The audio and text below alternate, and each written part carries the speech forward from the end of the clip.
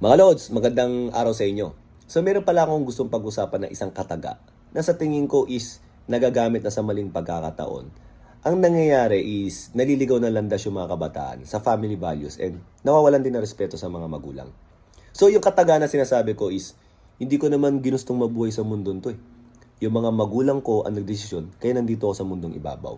Alam nyo Lods, meron tayong nakakalimutan dun eh.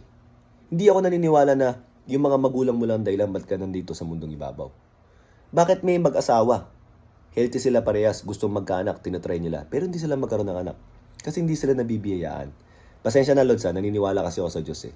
And para sa akin, napakalaking part ng Diyos kung bakit nabuhay ka sa mundong to. Kasi meron ka ring mission na gagampanan.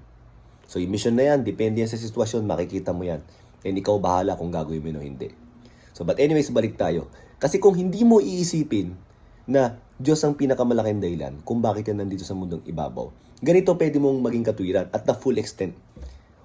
Kayo mga magulang ko, ang may kasalanan, ba't ako nandito sa mundong ibabaw? Hindi ako magtatrabaho, hindi ako mag-aaral. Kailangan suportahan niyo ako hanggang sa huling hininga ng buhay ko.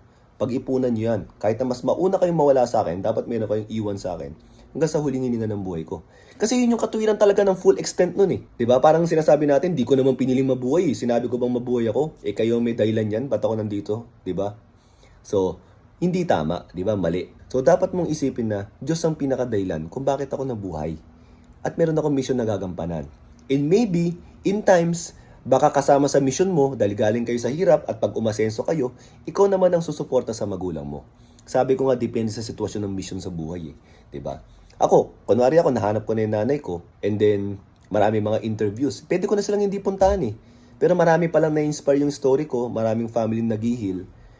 Sige, puntahan ko. Bakit? Yun yung nakita kong mission ko as of now. To inspire more people para magkaroon ng reconciliation, di ba? So mga Lods, again, ibabalik ko lang doon sa kataga na yun na yung mga magulang ang dahilan, ba't ako nandito sa mundong ibabaw? Huwag natin kalilimutan yung Diyos. We put God always in the middle of everything para mas maging maganda yung mindset natin. Pasensya na mga Lods yung kasi yung nakikita kong kulang sa kataga na yun eh. Kaya nangyayari, naliligaw na landas yung mga ibang gumagamit doon. So ilang mga Lods. Thank you.